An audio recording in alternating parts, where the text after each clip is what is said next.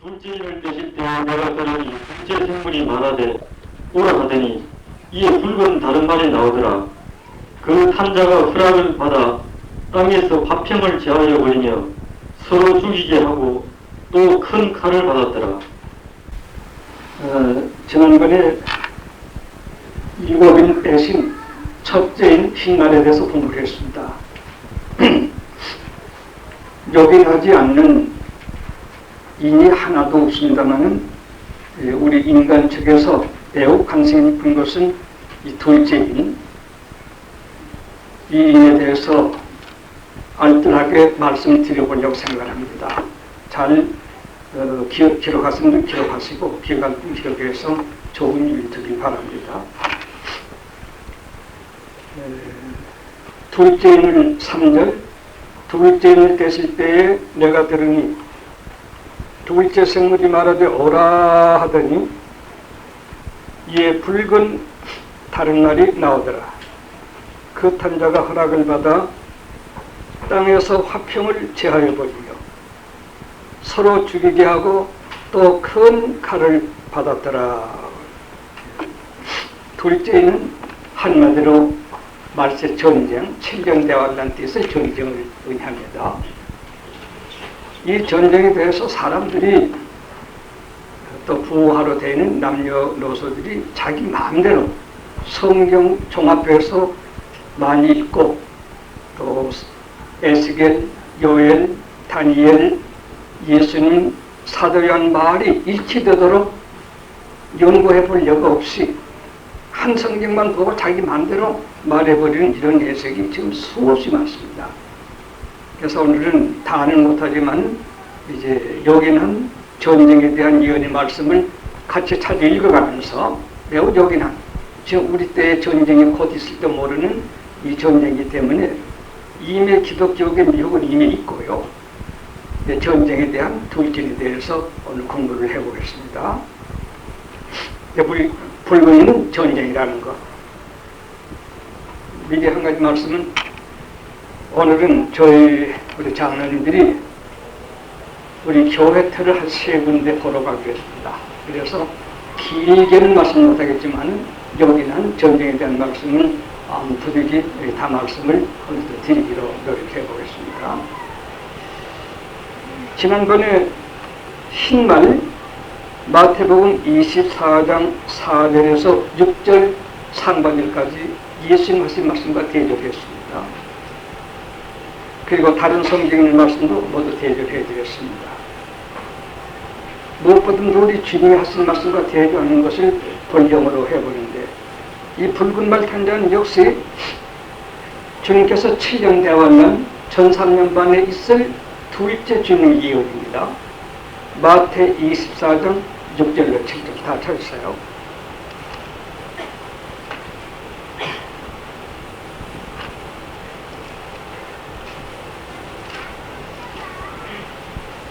마태 24장 6절로 7절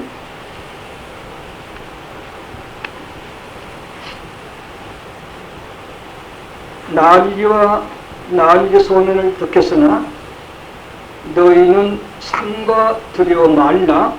이게 잘 들으세요. 이런 일이 있어야 하되 끝은 아직 아니니라. 신자들이 철부지한 신자들 또 잘못 복음 전가된 사람도 전쟁만 나면 이걸 그냥 다 된 줄로 알고 뭐 집을 팔아라 뭐랬더라 하고 떠들더래요. 그래 재물이나 착취하고 신자들 혼란을 받은 일이 많습니다. 주님께서는 난리와 난리 소문을 이 소문을 먼 데서부터 가까운 데까지 전부 세상의 난리 소문, 전쟁 소문이요. 그거 있다고 아직 두려워하지 말아라. 아직 끝이 아니다고 명심하시기 바랍니다. 나귀와 나귀 소문 듣겠으면 너희는 삼가 두려워 말라. 이런 일이 있어야 돼. 아직 끝은 아직 아닙니다. 7절 민족이 민족을 나라가 나라를 대적하여 일어나겠고 7절 상반절까지 민족이 민족 이건 자기 나라 끼리 싸운다. 이것이 저 3년 만의 일입니다. 근데 이것에서는 그냥 1300만이 된 것처럼 야단들입니다. 이런 점 주님께서 삼가 주의하라고 했습니다. 아직 끝은 아니다. 시작이다. 마태복음 4장 14절에 이 천국 복음이 모든 민족에게 증거되기 위하여 온 세상 전파되니 그제야 끝이 온다. 아직 끝이 아니다. 민족이 민족을 이랬는데 지금 세계 나라 가운데 어느 나라든지 통일된 사상가는 한 나라도 없습니다. 나라끼리 싸워. 미국에도 마찬가지고 인도, 중국, 일본, 대만, 한국 이미 양단되었고요. 사회주의, 민주주의 이런 두 사상이 민족끼리도 싸우고 나라끼리도 싸우고 이게 정관사가 없는 식의 문장형입니다. 그것은 전 세계 어느 나라든지 민족끼리 서로 싸웁니다. 지구상에는 어느 나라든지 나라끼리도 이 전쟁에 참여하지 않는 데 하나도 없다. 이번 걸프 전쟁에도 미국이 들어서 세계 나라를 다 거기에 가입시켰죠. 세계는 통일을 향해서 나아가고 있습니다. 하늘에 태양 하나 있듯이 지구에 통치자 하나 있는 것으로서 인간적, 정치적 정말을 맡겨드리게 될 것입니다. 근데 아직까지 나라도 많고 대통령도 많고 왕도 많은데 이게 다 없어지고 세계 통일 정부가 들어서고 세계 통일 대통령이 있을 다음에도 한 3년 반 후에 끝이 옵니다. 너무 서두르지 말고 너무 철부지한 사람들이 전이 다 됐다고 뭘 하냐 한 이런 말에 미혹받지 말기 바랍니다. 지금 나리와 나리의 전 세계에서 민족이 민족 어느 한 나라도 통일된 사생각 나라가 지금 한 나라도 없습니다. 일본 안에도 사회당이 있고 또 민주당이 있습니다. 이와 같이 이런 전쟁이 있을 일을 갖다가 사도 요한은 붉은 말로 계시를 받았습니다. 붉은 건 피피치니까 사람 서로 죽이면 피를 흘리잖아요. 그래서 붉은 말로 표시를 하고 있습니다. 지금이 바로 예수님 말씀하신 전사년 반이라고 할 수는 없습니다. 길지도 모르지만 할 수도 없습니다. 왜냐하면 제자들이 마태복음 24장 2, 3절에 주여 어느 때 이런 일이 있겠습니까? 했을 적에 몇 년, 몇 월, 몇 일이라고 말은 하지 않았습니다. 다만 15절에 내려가서 24장 가정한 물건이 거룩한 것을 쓴 것을 보거든 그때부터는 다니엘 그 읽으면 날짜까지 안다. 성경은 제 말 아니고 예수님 말씀입니다. 가정한 물건이라는 것은 무신론 국가를 중심한 나라가 세계를 통일해가지고 중앙정부를 이스라엘에도 세웁니다. 그때부터서는 1291과 1335일 후에 주님 오신다고 다니엘 12장 11절 이하에 자세히 기록되어 있기 때문에 가정한 물건이 거룩한 것을 보거든 다니엘 그 읽은 거기다 기록되어 있다. 너희 문때 그렇게 알아라. 이 말씀 잘 명심하세요. 틀림없이 여러분이 하나님의 은혜 안에 은혜를 얻을 것입니다. 근데 아직까지 가정한 물건이 세계를 정복해서 통일해도 안 되는데 끝이 왔다가 야단이 뭐 금년 10월에 누가 공경한다 들려오는데 야단이 전부 거짓말 속이는 사람들 얘기입니다. 미혹받지 말기 바랍니다. 우리는 예수 말씀을 믿어야죠. 그렇잖아요. 이런 전쟁이 일어나게 된 것입니다. 어쨌든 지금은 나라와 나라 전 세계 어느 나라든지 전쟁에 영향받지 않는 나라가 하나도 없습니다. 민족이 민족 동포끼리 통일된 나라는 하나도 없습니다. 지금 서로 양대 사상이 서로 싸우고 반발하고 있는 것입니다.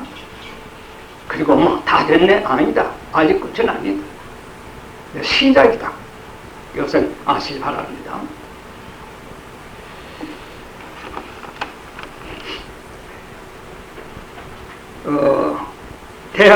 역대하 15장 1절에서 7절까지도 아사랴를 통해서 하나님께서 예언을 했습니다. 먼 후일에 민족과 민족이 나라와 나라가 싸우는 이것이 있을 적에 하나님이 당신의 백성을 돌보심으로 하나님의 마지막 역사에 기댈 것이다 라는 말씀이 역대하 15장 1절에서 7절까지 기록되어 있습니다.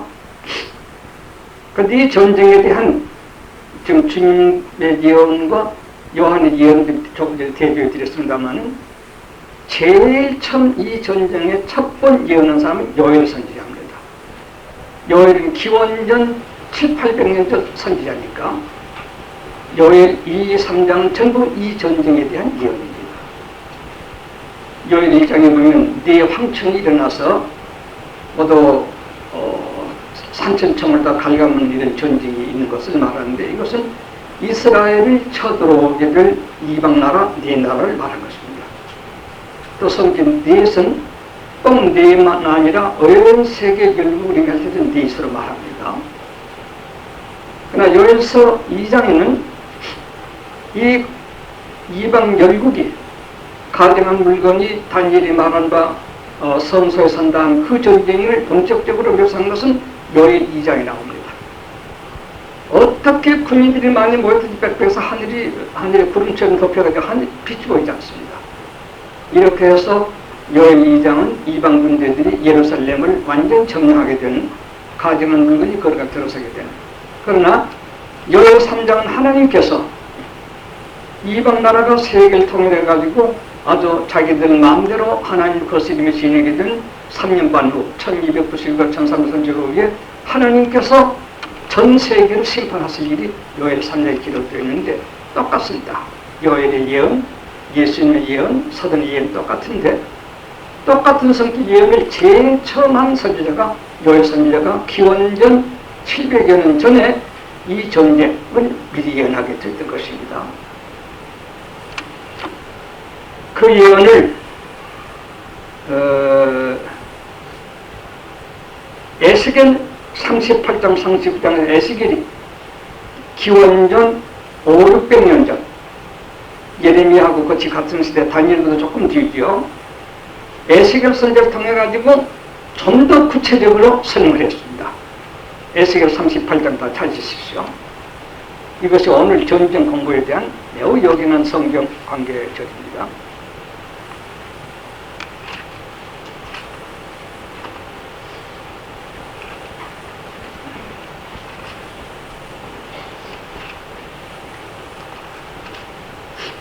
에스겔 38장은 이스라엘이 기원전 606년 바벨론에게 포로된 후 천하만국으로 유리방황하다가 나라 없이 유리방황하다가 이스라엘이 완전히 독립해서 회복한 어느 후에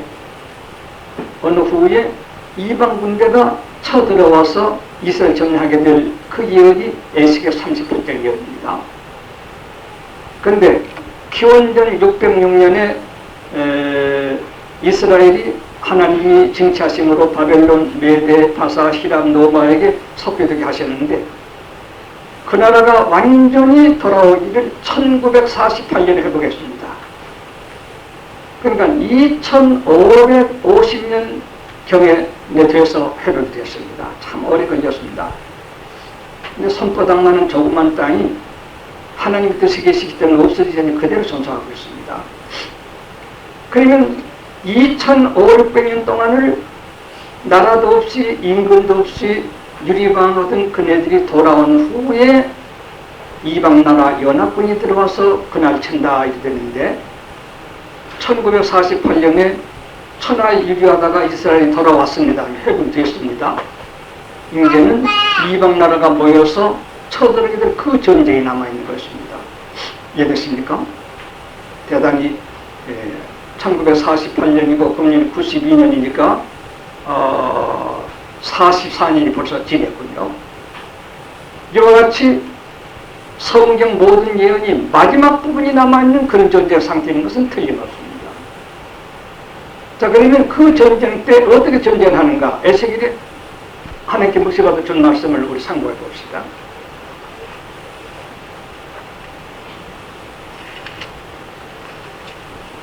38장 7절에 너는 이 곡과 마곡 곧 소리를 중심합니다. 너는 스스로 예비하되 너와 네게 모인 무리들이 다 스스로 예비하고 너는 그들의 대장이 될지어다 그랬습니다. 이스라엘이 수천 년 동안 방황하다가 완전히 회복한 후 그 어느 때 7년대 혼란 전 3년반이 지내고 후 3년반이 시작될 때 소련을 무신론 국가를 중심한 나라들이 모여서 이스라엘을 치러오게 될 것이다. 그때에 곡과 마곤 네가 세계 연합군의 대장이 되거라. 기원전 근 600년 전에 이어난 예입니다. 그때부터서 곡과 마곡 그 소련이 세계 무신론 국가의 대장이 될 것이라는 것을 하나님 아니고 누가 할 수가 있습니까?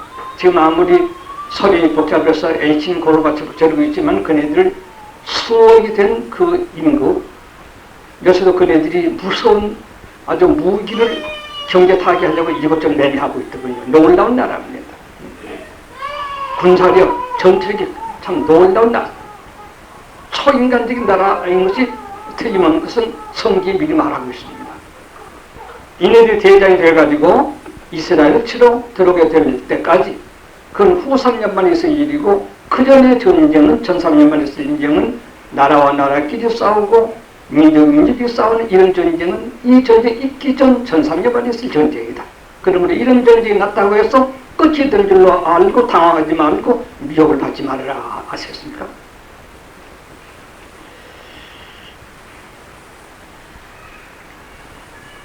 제가 8절 읽어볼게요. 에스겔서 8절. 열어가고 곧 말년에 말세에 네가 명령을 받고 소련이 명령을 받고 그 땅 곧 오래 황무하였던 이스라엘 산에 이르러 이스라엘 누리방했단 말이에요. 그 땅 백성은 칼을 벗어나서 열국에서부터 모여 들어오며 이방에서부터 나와서 다 평안히 거하는 중이라.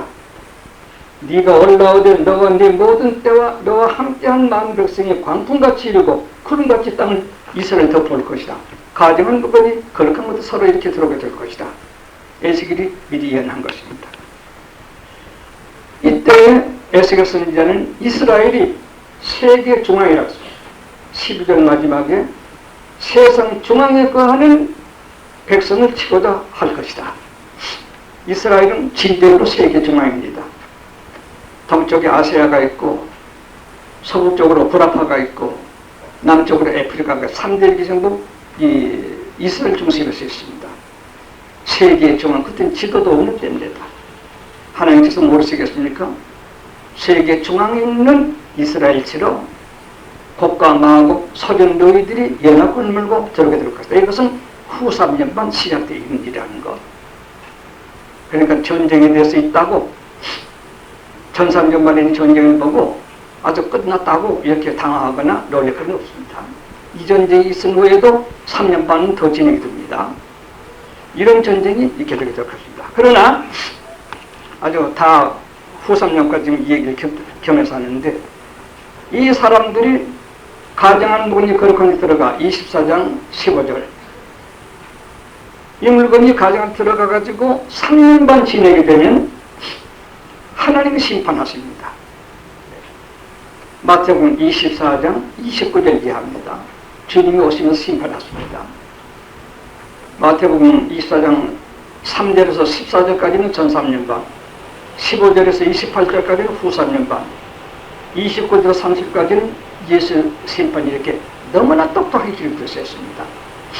이것이 요엘에 의해서 에스겔에 의해서 지금 말하기 지금 알려드리고 있는 것입니다.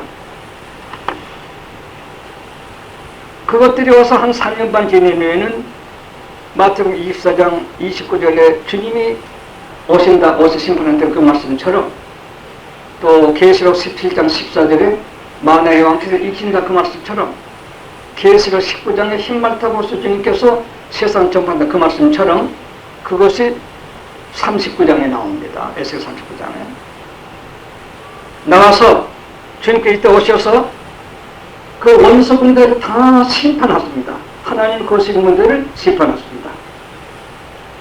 그때에 세계연합군대가 그 나라에 무기로 가지고 들어왔던 몽둥이 창 무기에 붙은 나무들 가지고서 이스라엘 전 국민이 아무 때까만 하고도 7년 동안을 불필 것이다. 39장 9절에 있는 말입니다.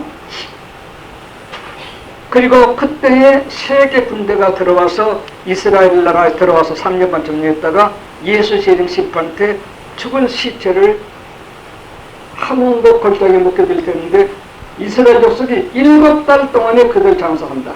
에스겔 39장 10절에 있습니다. 7달 동안.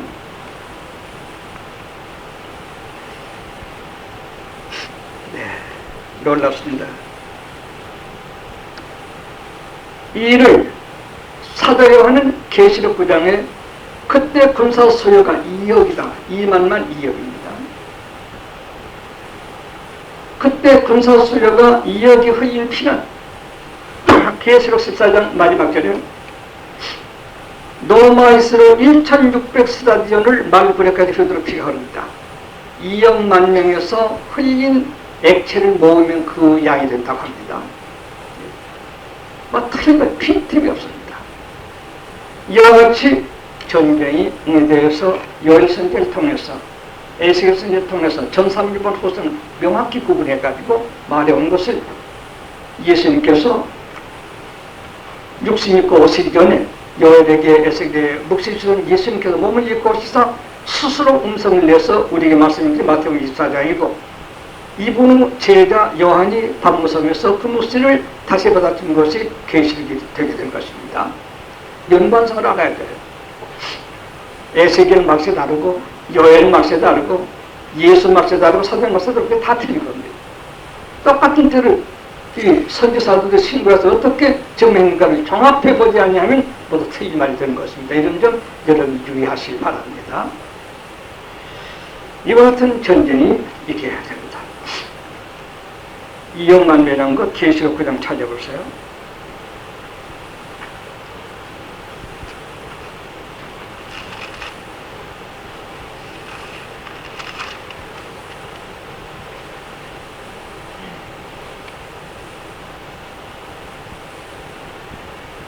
(16절) 마병되어 소는 2만만이니 내가 그들의 손을 드러내라.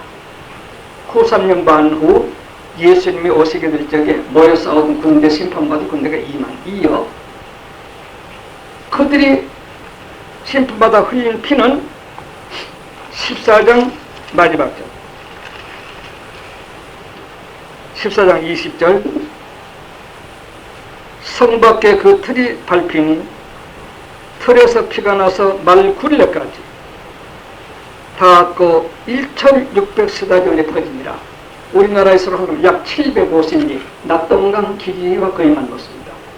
낙동강 길이에다가 말굴레까지 피에 오른 피가 1억만 명이 흘린 피의 양은 그렇게 계시록에서 우리에게 말해주고 있습니다. 그래 다 죽는 거죠. 그들이 가지고 왔던 무기에 붙은 나무는 7년 동안 돌이 되고 그들의 시체를 7개월 동안 장례지게 된다. 이것이 후사님 끝입니다. 예수 오셔서 심판한테 이렇게 되게 된 겁니다. 1300년 전쟁은 나라와 나라, 민족이 민족, 이건 시작입니다. 오늘 이 둘째 인터넷 불금에게는 시작된 전쟁입니다. 이제 마지막 전쟁 계속 앞으로 공부해요. 그러나 오늘 여기는 드릴 때는 시종 좀 말씀해 드립니다. 지금 전쟁은 민족과 민족, 나라 싸움 전쟁이라는 걸 아시기 바랍니다. 그러나 이 예언은 제일 처음 요엘 1장 3장까지 두 번째는 에스겔 38장 39장 그 다음에 다니엘 2장 7장 8장 9장 12장의 다니엘이 거기에 대해서는 조금 다음에 또 공부를 또 알려드리겠습니다. 예수님께서 감람산에서 마태 24장에 사도 요한이 반모섬에서 둘째 뜰뜨게 붉은 말로 이렇게 전쟁이 예언되게 된 것입니다. 이것은 정확한 연결성인 것을 여러분 앞에 말씀드리는 것입니다.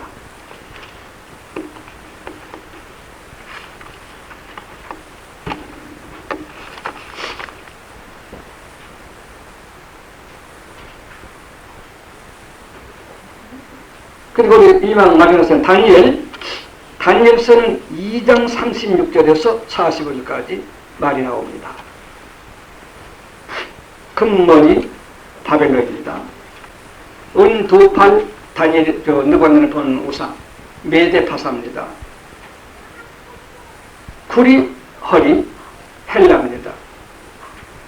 철 종아리 노마입니다. 두 다리 동남아 선마가 3, 4세기경에 반달종 역습으로 야만종 역습으로서 동남아 선마가 둘이 갈라졌습니다. 그리고 열 발가락 4, 5세기에 기원 4, 5세기, 기원 한 400년, 500년경에 완전히 노마가 열나로 갈라졌습니다. 동독이동 그라파스, 그리스 그라파로 열나로 갈라졌습니다. 어떻게 보고 쓴 책 같아요. 이것을 다니엘이 해석을 했는데, 그리고 먼 후일에 사람 손대지 아니한 돌이 떠와서 우상 쳐보셨다. 예수 제 이름을 말한 겁니다. 다니엘은 비로소 이 세계 역사의 진행을 느부갓네살이 꿈꾼 그 우상으로 하여금 그들의 역사 전망과 예수 오셔서 인간의 역사 심판하시고 돌이 온 우주에 가득하여 그리스도의 왕국이 이루어지게 된 이런 예언을, 이런 묵시를 다니엘 2장에서 우리가 살필 수가 있습니다. 그리고 다니엘 7장에서 1절로 15절 보기도 거기에는 네 짐승이 나옵니다. 네 짐승이 바로 바벨론, 메데파사, 히람, 노마입니다. 사자, 또 곰, 사자는 바벨론, 곰은 메데파사, 표범은 히랍, 철짐승은 노마. 그대로 나옵니다. 철짐승에서 7머리 10뿔 나오는데 이것은 계시록 10기장 공부할 때 다시 알려드리겠습니다만은 노마가 10군국으로 갈라지게 돼, 연락으로 갈라지게 됐다는 거. 거기서 적그리스도 뿌리 하나 나온 것, 적그리스도 나와가지고서 후 3년 반 동안에 장난하게 될 거. 다니엘 7장, 8장, 9장, 12장에 똑같이 거기 거듭 나오고 있습니다. 그러니까 그 뿔 하나 새거 나왔다고 하면 후 3년 반이 있을 일이라는 것 기억해 두십시오. 다니엘 7, 8, 9, 10을 읽게 될지 뿔, 작은 뿔 하나, 그것은 과거에도 안디옥과 이건 모형을 했습니다만 마지막 때 적그리스도가 나타나서 하나님과 성경 그렇게 하다가 주님 오심으로 멸망당할 일에 대해서 작은 뿔로 7장에도 나오고 8장에도 나오고 9장에도 나오고 12장에도 나옵니다. 이렇게 똑똑하게 말세에 대한 예언을 다니엘을 통해서 우리가 들을 수가 있습니다. 자, 그러면 다니엘 9장 27절이 문제가 되겠습니다. 참 이 전쟁에 대한 것과 관계된 얘기입니다. 다니엘 9장 20절에는 다니엘 9장에는 70주일 목소리가 있는데요. 다니엘 9장 처음 보면 다니엘은 참 겸손한 분이었습니다. 위대한 학자이면서 바벨론 대제국의 재상으로 첫째 자리에 있으면서 무명했던 예레미야 선지자의 70년 바벨론 포로 회복될 것을 예레미야를 본 것이 아니라 예레미야에게 주신 하나님의 묵시로 무릎을 꿇고 금식기도하면서 상고했습니다. 우리 이걸 알아야 합니다. 다른 종의 말을 함부로 취급한 건 안, 결단코 인품으로 봐서 다니엘이 예레미야보다 못한 사람이 아닙니다. 그러나 누가 됐든 하나님의 바른 계시를 받은 그 사람을 존경해서 다니엘은 다니엘 9장에 보면 예레미야의 70년 말씀을 해석하려고 노력을 했습니다. 하나님 그 축복으로 70년을 알려준 동시에 70주일 묵시를 다시 주시게 되었습니다. 그것은 다니엘 때부터서 세상 끝날까지에 대한 묵시였습니다.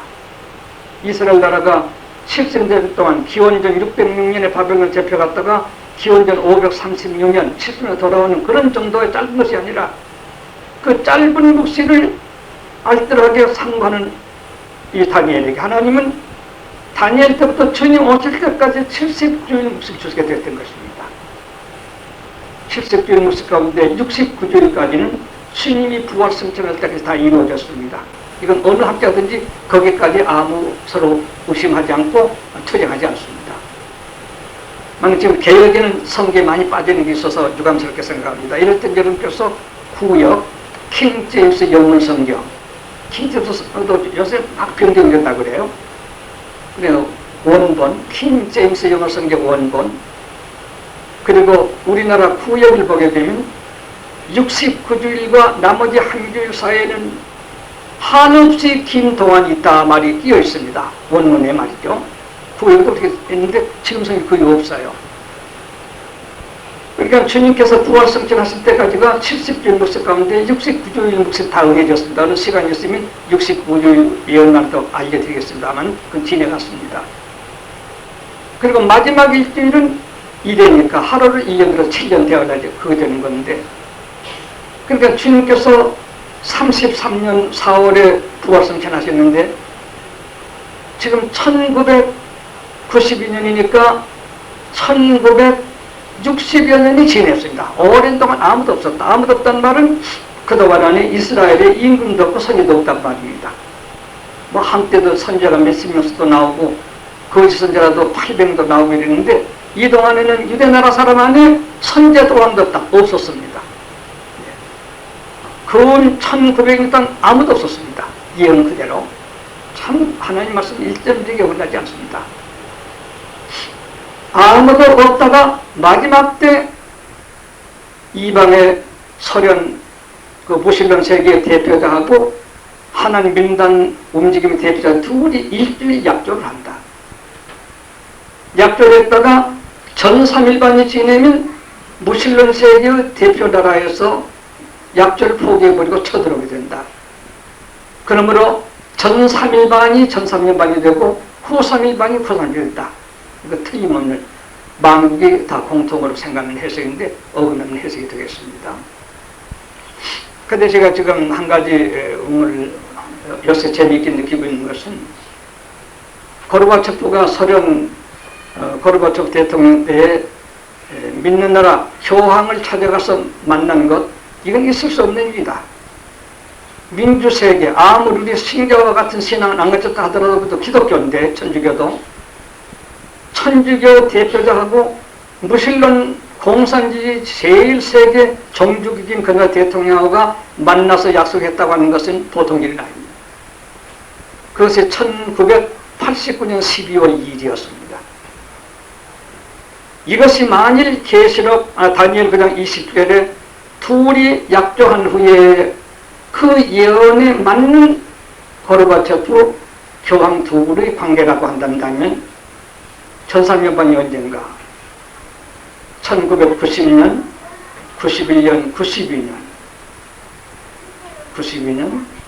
12월 2일이 3년이고 반이니까 93년 6월 2일이 1300년이 끝난다.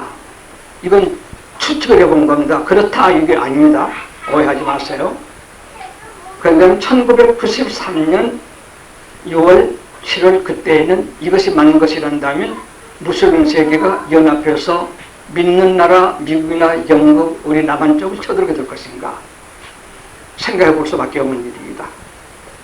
물론 주님께서도 무슬림 세계가 완전히 세계를 통일할 때까지는 아직 끝이 아니다 했으니까 미리 조급하게 할 건 없지만 또 우리 나름대로 두 자가 약조한 것이 고르바초프 교황 두 분의 약조 그것이었단다면 1993년 6월경 전후로는 무슨 일이지 아니할까 생각을 해볼 수 있을 것 같습니다. 그런가 하면 그 다음에 부시 대통령하고 고르바초프하고 만난 것은 1991년 1월 31일입니다. 역시 부시 대통령도 신자니까 그때부터 생각난다면 92년, 93년, 94년 1월 30일 역시 93년 7월경 일이 지나 용사십시오. 91년, 92년, 93년, 94년 1월 30일에는 94년 한 7, 8일경이 호상시대가 되지 않겠는가. 세계적으로 유실론 세계 거물 교황과 부시, 세계적으로 무실론 세계를 리드하던 소련의 대통령 고르바초프가 두 번 유실론 세계 순위하고 만났다. 이 둘이 다니엘 9장 27절 약조한 그 일이란다면 하고 계산해 볼 필요가 있습니다. 계산해 보면서 시대의 역사적 추이를 관망할 필요가 있습니다.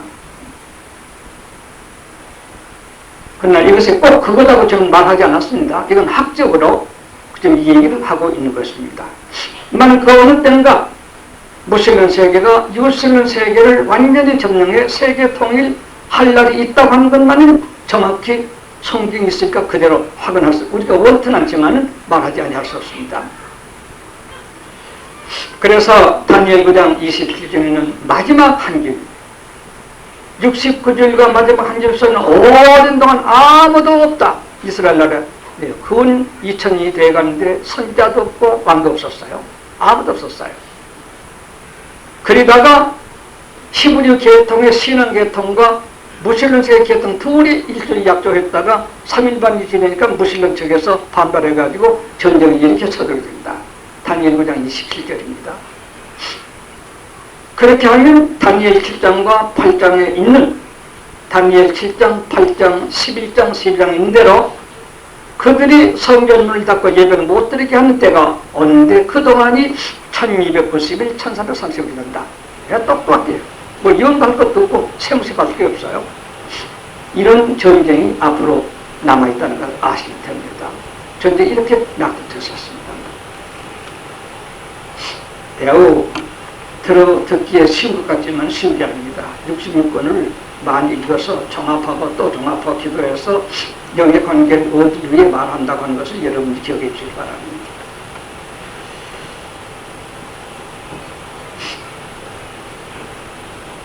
자, 그러면 이 일을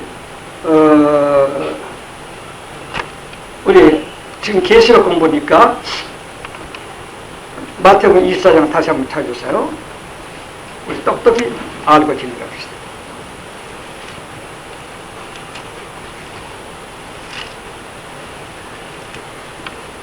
다 찾으세요.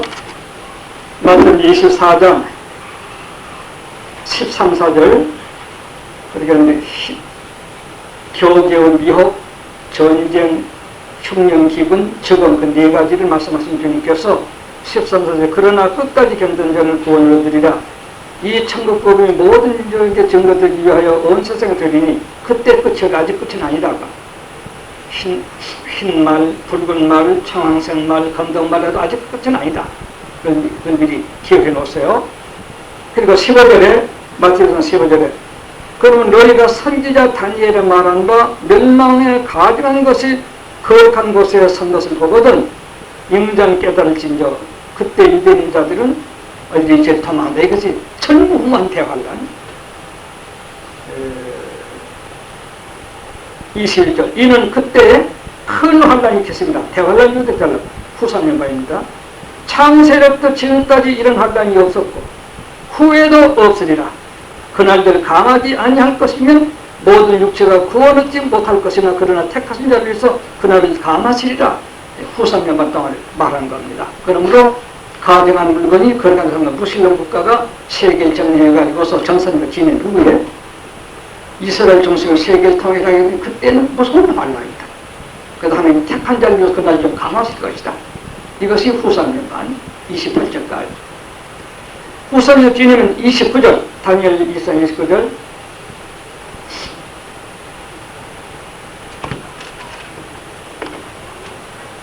다시 성경 번역해서 그날 무슨 후에? 환란 후에, 환란 다 지냈어요. 천리대환란 지냈어요. 전사년반 후삼년 환란 후에 즉시 해가 어두워지며 이렇게 해가지고 주님이 오신다는 말. 그리고 후삼년반 후에 주님 오실 것을 29절 30까지 말씀했어요. 너무나 똑똑해요. 그래서 제가 말세 앞으로 책을 쓰면 마태 24절 가지고 신구약을 전부 거기에 이제 응용해서 앞으로 책을 쓸 겁니다. 앞으로 그런 책을 빨리 쓰고 싶은데 아직은 착수를 못하고 있습니다. 만유에서 기도해 주시기 바랍니다.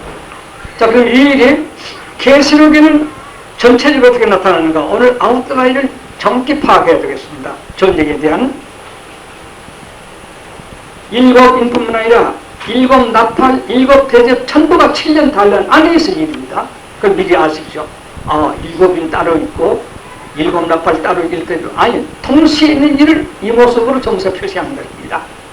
그렇다고 첫째 나팔, 첫째들이 똑같은 말은 아니고 7인이 기본으로 해서 7인이 이루어져 가는 전산적 후산만 안에 일곱 나팔, 일곱 대제적 일이 중간에 기어 있습니다 하는 것을 아시면 계시를 거의 다 안다고 할 수가 있습니다.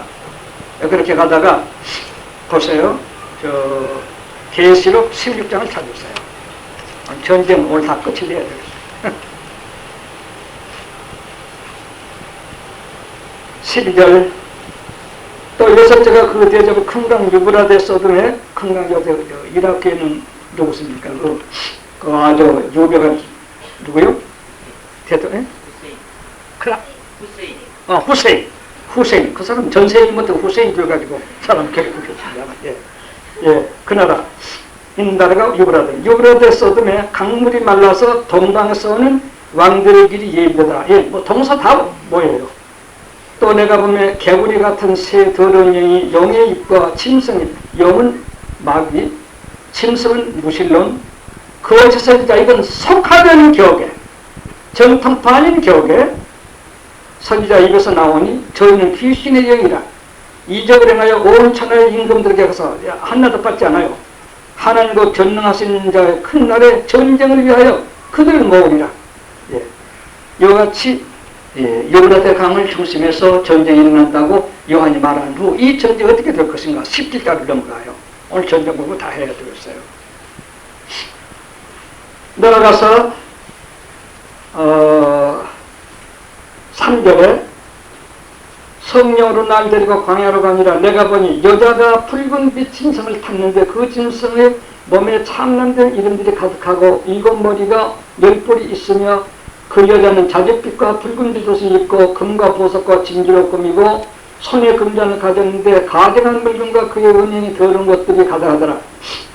음녀가 짐승을 탔다. 음녀는 타락된 교계를 음녀라고 합니다. 타락의 호세아서 그 말이 나옵니다. 타락된 교계를 음녀. 음녀가 짐승을 탔습니다. 탔다는 건 태워줬기에 탔지요. 그렇죠? 강제로 탄 게 아닙니다. 태워주고 탔습니다. 이것이 다니엘 9장 27절 짐승과 서로 일종의 약속하는 그 표시를 계시록에서는 음녀하고 짐승하고 탔다. 태워주고 탔다. 이해됐습니까? 음녀가 짐승을 탔다. 음녀는 어떤 의미냐 하면 그 밑에 보니까 경제적으로 자줏빛, 붉은빛, 금보석, 진주, 금전 이런 것을 가진 나라다. 음녀는 지금 경제권적으로 영유 구라파에다 했죠. 참 미국에도 돈 많아요. 신교 대표들 미국에도 돈 많습니다. 경제력에 못 이겨서 짐승이 그 혜택을 보려고 타락된 요셉은 세계에 겸손한 척 엎드려서 덕을 기대고 있다. 태워주고 있다. 특이경은 해석입니다. 그러나 12절 네가 얻은 10뿔은 11이니 아직 나라를 얻지 못했으나 다만 짐승으로 더불어 이능처럼 건설 일찍 얻으라. 이 10뿔은 지금 이시 나라, 이시 신문이나 후세인은 무너진 바빌론을 재건하겠다고 일어나고 이시 나라는 우리는 제정 러시아, 제정 노말 재건하고 일어나고 아주 공패하고 일어나고 있는 것입니다. 그러면 무신론 세계 소련 같은 나라가 이시 12나라 이네들과 손을 잡고 후반기에 음료를 쳐보십니다. 왜냐하면 13절에 저희가 한 뜻을 가지고 자기의 능력과 권세에 친세에게 주더라. 어느 천하 세계가 유실국에 붙었던 세계가 유실국 가도 재정이 떨어져가고 몰락이 되고 아무 원조도 못 주니까 이틀에도 너희 편들 거 없다고 다 무신 세계로 권세를 주더라. 옮겨갑니다. 더 없다면 옮겨가는 겁니다. 놀랍습니다. 그러면 15절에 또 천사가 내가 막 네가 본 바 음녀에 앉은 물은 백성과 무리와 열과 발론 넷인데 넷은 어린 세계를 주장했다. 지금 미국 같은 나라도 어린 세계를 주장했다 볼 수가 있고 천주교 같은 나라도 고르바초프 말씀대로 세계 계획은 교황께서 다 인하셨다고 신문에서 보도되고 있습니다. 어린 세계를 깔고 앉았다.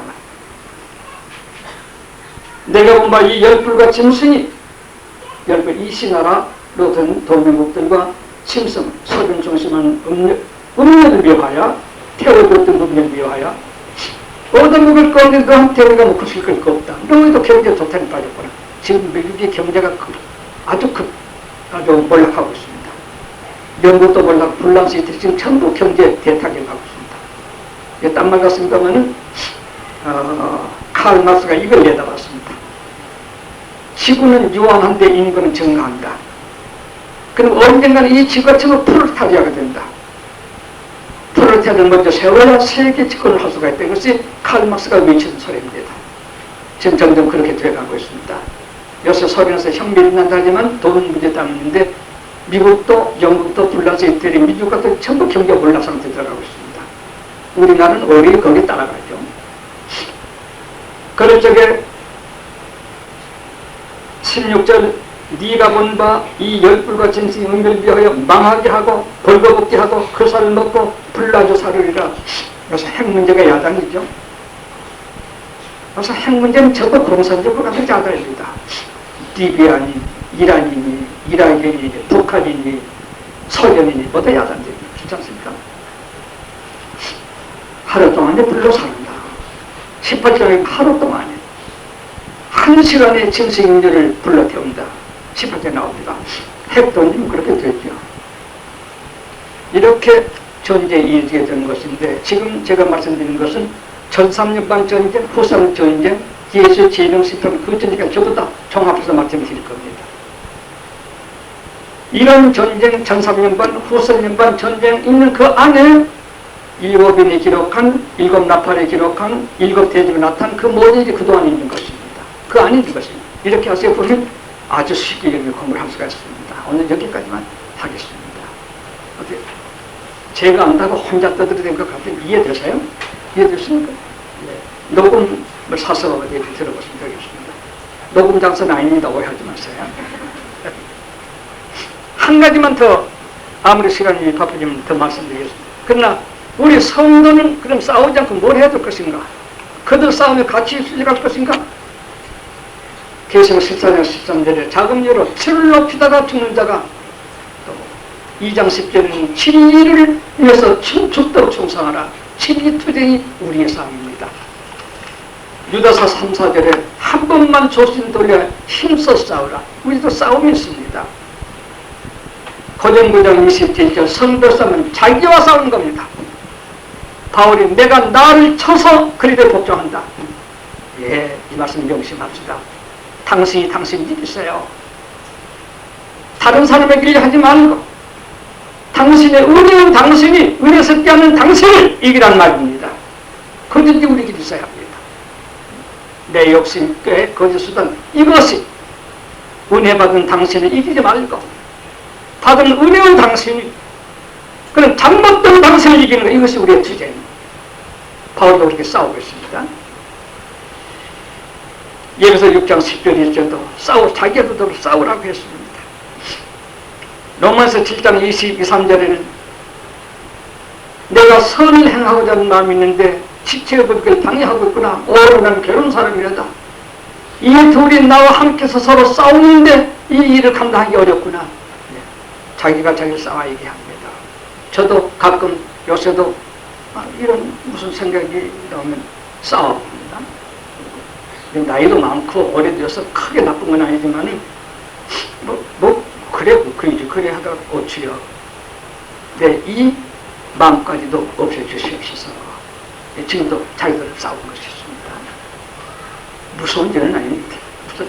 도적질하고 남을 해롭게 그런 건 아닌데 또 자기 입장에서 살펴본 적에 이제 재미있는 말이라도 이런 말은 안 했으면 좋을 거 했구나. 이런 것, 그런 것 싸우고 있습니다.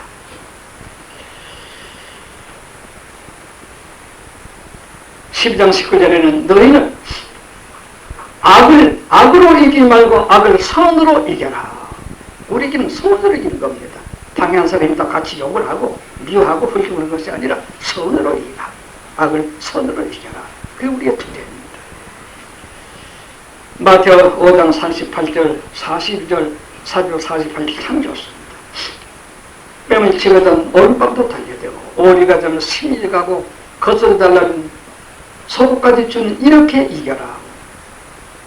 원수를 이기려거든 원수를 사랑하고 핍박자에게든 핍박자에서 기도를 그것이 너희 이기는 방법이다. 참 좋은 주제입니다. 우리 이런 싸움이 우리에게 있어야 하겠습니다. 세계 싸움 저들에게 맡기고 우리는 신앙의 싸움을 자기로 더불어 싸워 의로운 자기가 덜린 자기 이기는 이 전쟁이 날마다 계시길 바랍니다. 오늘 여기까지만 공부했습니다. 다 같이 한 1분 동안 기도하시기 바랍니다. 앞으로 물론 여러분이 물으시는 전쟁사에 대해서 더 자세히 얼마든지 가르쳐 주시지만 오늘 요엘서, 에스겔서, 다니엘서, 마태일서장, 요한계시를 가지고 큰 아웃라인 전부를 말씀드리게 되었습니다. 기억하시기 바랍니다.